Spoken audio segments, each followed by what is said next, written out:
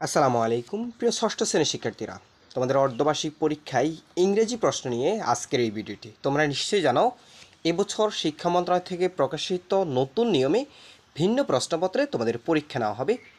সর্বশেষ এনসিটিভি থেকে প্রকাশিত সিলেবাস অনুযায়ী তোমাদের অর্ধবার্ষিক পরীক্ষার ইংরেজি বিষয়ের নমুনা প্রশ্ন, মান বন্টন ও কীভাবে এর উত্তর করতে হবে সবগুলো বিষয় নিয়ে আজকের এই গুরুত্বপূর্ণ ক্লাসটি। শিক্ষার্থীরা, ক্লাসটি শুরুর পূর্বে তোমাদের সবার প্রতি একটা রিকোয়েস্ট থাকবে, তোমরা যারা এই চ্যানেলে নতুন অবশ্যই চ্যানেলটি সাবস্ক্রাইব করে রাখবা, আর যারা করেছো তাদেরকে অসংখ্য ধন্যবাদ। আচ্ছা দেখো, তোমাদের পাঠ্য বইয়ে এই যে বুলবুল কালেক্ট রাবিশ, এই যে এখানে একটা সিন প্যাসেজ রয়েছে, এই প্যাসেজটি তোমরা অর্থ সহকারে ভালো করে পড়ে নিবা।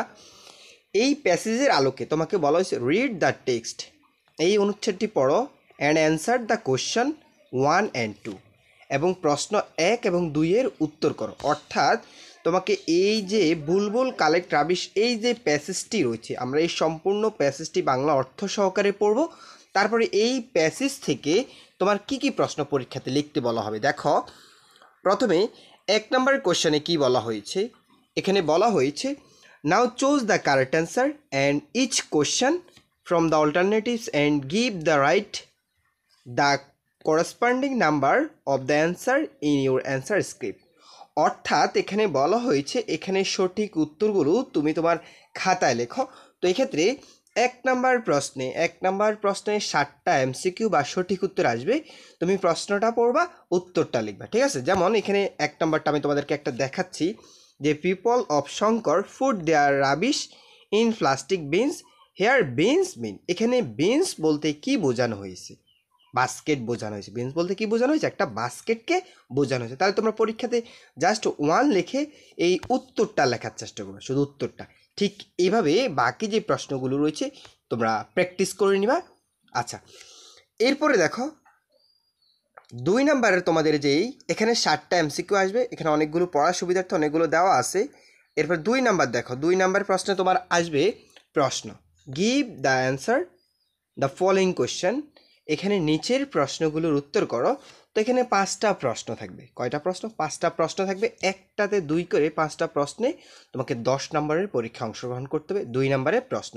আচ্ছা, এই প্রশ্নগুলো কোথায় থেকে লিখবা?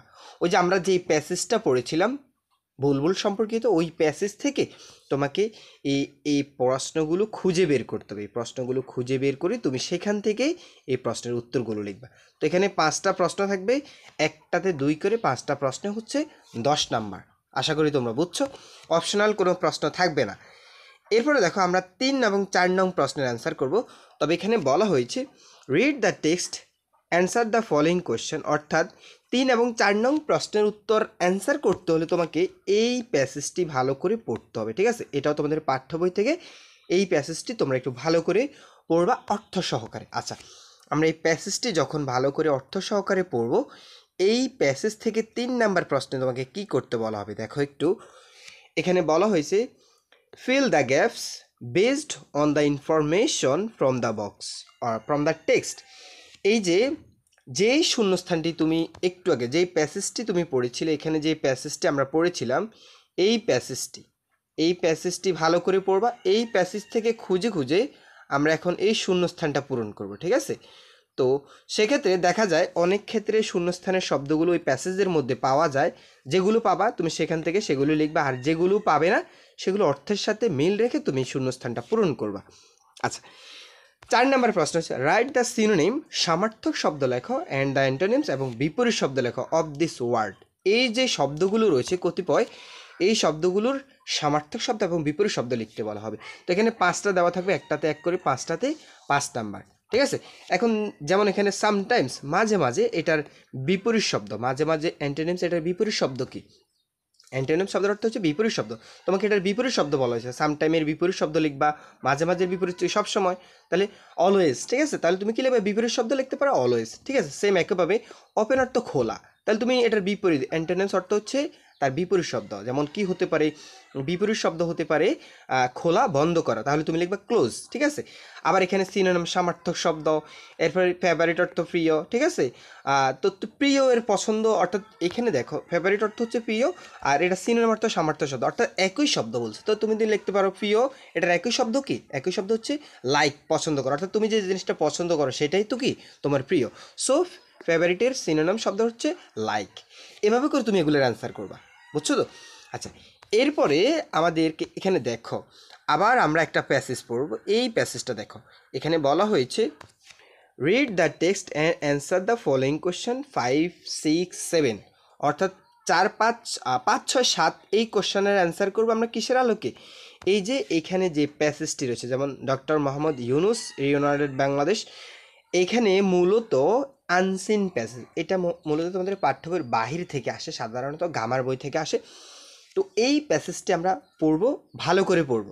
তারপর এই প্যাসেজ থেকে আমরা এই যে শূন্যস্থানের শব্দগুলো রয়েছে এগুলো খুঁজে খুঁজে এই শূন্যস্থানটা পূরণ করব। তবে এই বক্সটা কোথায়, অ্যান্সারগুলো কোথায় পাবো দেখো, যেমন ডক্টর ইউনুস, এখানে হয়ার মানে এইখানে হয়ারের শূন্যস্থান বসবে, ঠিক আছে। আচ্ছা, এখানে কি বলছে দেখো তো, যে বলা হচ্ছে টুক সার্চ দ্য ইন্টারিম গভর্নমেন্ট, এই যে তুমি খুঁজবে ইন্টারিম গভর্নমেন্ট, এই যে ইন্টারিম গভর্নমেন্ট অফ বাংলাদেশ থেকে সে নিয়েছে, তাহলে আমাদেরকে হয়ার বলছে কোথায়, প্রশ্নটা কোথায়, কোন জায়গা থেকে সে এই ডিগ্রিটা অর্জন করছে, এই যে এই লাইনের মধ্যে আছে বাংলাদেশ থেকে, তার মানে তুমি এখানে কি দিবা, বাংলাদেশ দিবা অ্যান্সার, ঠিক আছে। শুধু 1 দিয়ে 2 দিয়ে জাস্ট উত্তরগুলো লিখবা, ঠিক আছে, পুরো প্রশ্নটি উঠার দরকার নেই। আচ্ছা, এভাবে করে বাকি প্রশ্নগুলোর অ্যান্সার করবা, অর্থাৎ এখানে 5টাতে 5 নাম্বার, এখানে 1টাতে 1 করে 5টাতে 5 নাম্বার। আচ্ছা, এগুলোই আসবে পরীক্ষাতে। সো এই ক্যাটাগরিতে যতগুলো প্রশ্ন রয়েছে সবগুলো তোমরা প্র্যাকটিস করবা। আচ্ছা, এরপরে 6 নাম্বার প্রশ্ন দেখো, 6 নাম্বার বলছে now read the following sentence, এখন এই অনুচ্ছেদটি পড়ো, right in T answer script statement true, অর্থাৎ টি লিখবা যদি সত্য হয়, আর রাইট এফ লিখবা স্টেটমেন্ট ইফ ফলস, যদি মিথ্যা হয় তাহলে এফ লিখবা, আর ই ফলস দ্য কারেক্ট অ্যান্সার, যদি ফলস হয় তাহলে তোমাকে আবার কারেক্ট অ্যান্সার দিতে হবে। অর্থাৎ এখানে বলা হয়েছে যদি সত্য হয় তুমি এখানে পড়বা, এটা পড়ে যদি সত্য মনে হয় তাহলে তুমি টি লিখবা, আর যদি এটা মনে হয় যে এটা মিথ্যা, বাক্যটা মিথ্যা, তাহলে তুমি ফলস লিখবা এবং সঠিক বাক্যটা তুমি লিখবা। আচ্ছা, এখানে বাক্যগুলো কোথায় পাবে? এই বাক্যগুলো কিন্তু এখানে পাবে, এই যে ডক্টর মোহাম্মদ ইউনুস সম্পর্কিত যে প্যাসেজটি, এই প্যাসেজের মধ্যেই তুমি কি করবা, এই বাক্যগুলো খুঁজে দেখবা। যদি বাক্যগুলো খুঁজে পেয়ে থাকো সঠিকভাবে হুবহু লেখা আছে, তাহলে তুমি কি লিখবা, বলবা যে এটা ট্রু, আর যদি না পাও তখন তুমি লিখবা ফলস, সঠিকটা আবার লেখার চেষ্টা করবা। আশা করি বুঝছো। এরপরে 7 নাম্বার কোশ্চেন দেখো, 7 নাম্বারে write the summary of the passage in your own word, নিজের মতো করে একটা সামারি লিখতে বলা হয়েছে। সামারি সবাই আমরা নিশ্চয়ই জানি, সামারি অর্থ হচ্ছে এই গল্পটা নিজের মতো করে লিখতে হবে। তবে তুমি হুবাহু লিখলেই যে হুবাহু লিখলেও নাম্বার পাওয়া যাবে, তবে একটু স্মার্টলি লিখলে তুমি 10-এ 10 পাবা, ঠিক আছে। তো ট্রিক্সটা কি, ট্রিক্সটা ঠিক এরকম, ধরো এখানে বলা হয়েছে ডক্টর মোহাম্মদ, আমরা লিখতে পারি, প্রথমে আমি বলি তোমরা একটু মনোযোগ দিয়ে শোনো, যে the passage is about a famous Nobel man, the passage is about a famous Nobel man, একজন নভেলম্যান সম্পর্কে। এরপর লিখতে পারে his name is doctor Mohammad Yunus, তার নাম হলো ডক্টর মোহাম্মদ ইউনুস। এরপরে হি ওয়াজ বর্ন, সে জন্মগ্রহণ করছে। তারপর এখান থেকে আরও 3-4টা বাক্য, মাঝখান থেকে 3-4টা বাক্য লিখবা, শেষ। এইভাবে তুমি জাস্ট প্রথম দিয়ে একটু নিজের মতো করে শুরু করবা, তারপরে মাঝখান থেকে কয়েকটা বাক্য মিলিয়ে তুমি এটা হুবহু লিখে দিবা, ঠিক আছে। তো 10 নাম্বার পাবা। আচ্ছা, এটাতে কিন্তু 10 নাম্বার, দেখো এটাতে কিন্তু খুব সহজ একটা বিষয়, 10 নাম্বার কোনোভাবে না পারলেও অন্তত প্যাসেজ থেকে লেখার চেষ্টা করবা, প্যাসেজটা হুবহু লিখে দিলে অন্তত স্যাররা 3, 4, 5 দেয়, ঠিক আছে। তো এক্ষেত্রে দেখো, আচ্ছা 8 নাম্বার কোশ্চেন দেখো, match the first of sentence, give column A or column B, right 5 completing sentence, অর্থাৎ এখানে কলাম এর সাথে কলাম বি এর মিলকরণ করে 5টা বাক্য তৈরি করবা। তুমি এখান থেকে 5টা বাক্য তৈরি করবা, তবে কলাম এর সাথে কলাম বি, মানে এরকম করে কোন বাক্যটার সাথে কোন বাক্যটা মিলে, এভাবে করে তুমি কি করবা, 5টা বাক্য তৈরি করবা, ঠিক আছে। তো এগুলো 1 দিয়ে একটা বাক্য লিখবা, বি দিয়ে বা 2 দিয়ে একটা বাক্য লিখবে, এভাবে করে লিখে ফেলবা, ঠিক আছে। 9 নাম্বার কোশ্চেন দেখো, 9 নাম্বার কোশ্চেনে কি বলা হয়েছে দেখো, রিঅ্যারেঞ্জ দ্য ফলোয়িং সেন্টেন্স, অর্থাৎ নিচের সেন্টেন্সগুলো সাজিয়ে লেখো কারেক্ট অর্ডার, সঠিকভাবে ইন ইউর স্ক্রিপ্ট। এই যে দেখো একটা গল্প দেওয়া আছে, এখানে গল্পের কতগুলো বাক্য দেওয়া আছে, তো এই লাইনগুলো কিন্তু এলোমেলো দেওয়া আছে। তো এগুলো এলোমেলো দেওয়া থাকলে তো তুমি এগুলোকে সাজাই লিখতে হবে, এই গল্পটাকে তুমি একটু সাজিয়ে লিখতে হবে, ঠিক আছে। এটা হচ্ছে তোমার রিয়ারেঞ্জ, এখানে 8 নাম্বার, ঠিক আছে। আচ্ছা এরপরে দেখো 10 নাম্বার। আচ্ছা এগুলো কিন্তু খেয়াল করো, অনেকে কিন্তু এগুলো লেখার চেষ্টা করে না, এগুলো কিন্তু লিখলেই নাম্বার পাবে, ভুল হলেও কিন্তু নাম্বার পাবে, ঠিক আছে। তো এক্ষেত্রে এগুলো সতর্কতার সাথে লিখবা। আর এগুলো এরপরে দেখো 10 number question, answer the following question from poems in your text book. অর্থাৎ তোমাদের পাঠ্য বই যে কবিতাগুলো রয়েছে সেই কবিতা থেকে 5টা প্রশ্ন থাকবে, একটাতে 2 করে 10টা অ্যান্সার করবে, তবে 60টা প্রশ্ন দেওয়া থাকবে তোমার এখানে, 60টা থেকে বাছাই করে তুমি যে কোনো 5টা প্রশ্ন অ্যান্সার করবা, ঠিক আছে। এখানে একটাতে 2 করে 5টাতে 10 নাম্বার। আচ্ছা এরপর আসি তোমাদের রাইটিং সাইড, যেটা রাইটিং পার্টে এখানে তোমাদের অনেকগুলো বিষয় রয়েছে। দেখো রাইটিং পার্টে এখানে টোটাল হচ্ছে 30 মার্ক, রাইটিং পার্টে 30 মার্ক। এই 30 মার্কের মধ্যে প্রথমে আসবে একটা স্টোরি আসবে। তো একটা স্টোরির কিছু অংশ এখান থেকে কিছু অংশ এখানে দেওয়া আছে, বাকি অংশটুকু তোমাকে লিখতে হবে। তো তাহলে তুমি কি করবা, তুমি এই প্রথমে এখান থেকে এই পর্যন্ত লিখে ফেলবা, পুরো ওই প্যাসেজটা এখান থেকে এই পর্যন্ত স্টোরিটা লিখে ফেলবা। তারপরে কি করবা, এই গল্পের বাকি অংশটুকু তুমি লিখবা। তো এখানে তোমাদের পাঠ্য বইয়ে যে স্টোরিগুলো রয়েছে সেগুলো মুখস্থ করবা।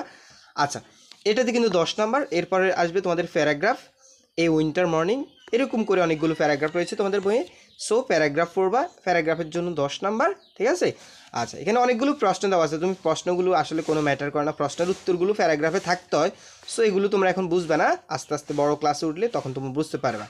সো তোমরা জাস্ট এখন শুধুমাত্র এটা চিন্তা করো যে এই উইন্টার মর্নিং প্যারাগ্রাফটা মুখস্থ করবে, এভাবে করে তোমরা প্যারাগ্রাফ মুখস্থ করবা, এবং এটাতে 10 নাম্বার, ঠিক আছে। 13 নাম্বার হচ্ছে ডায়ালগ, তোমার একটা ডায়ালগ আসবে, একটা ডায়ালগে 10 নাম্বার, ডায়ালগ লিখবা 10 নাম্বার, ওকে। তো সেক্ষেত্রে এই ছিল তোমাদের পুরো ইংরেজি প্রথম পত্রের প্রশ্নের ফরম্যাট। এরপরও যদি তোমাদের কোনো প্রশ্ন স্পেসিফিকভাবে বুঝতে সমস্যা হয় তোমরা অবশ্যই জানিয়ে দিবে, আর ভিডিওতে অবশ্যই একটা লাইক করে দিবা, চ্যানেলে নতুন হয়ে থাকলে চ্যানেলটি সাবস্ক্রাইব করে রাখবা। তোমাদের অন্যান্য বিষয়ের প্রশ্ন আমাদের এই চ্যানেলে দেওয়া আছে, তোমরা চাইলে এই নমুনা প্রশ্নগুলো ভালো করে প্র্যাকটিস করে নিতে পারো, তোমার পরীক্ষার জন্য ভালো একটা প্রস্তুতি হবে। তোমরা সবাই ভালো থাকবে, সুস্থ থাকবে, ধন্যবাদ সবাই।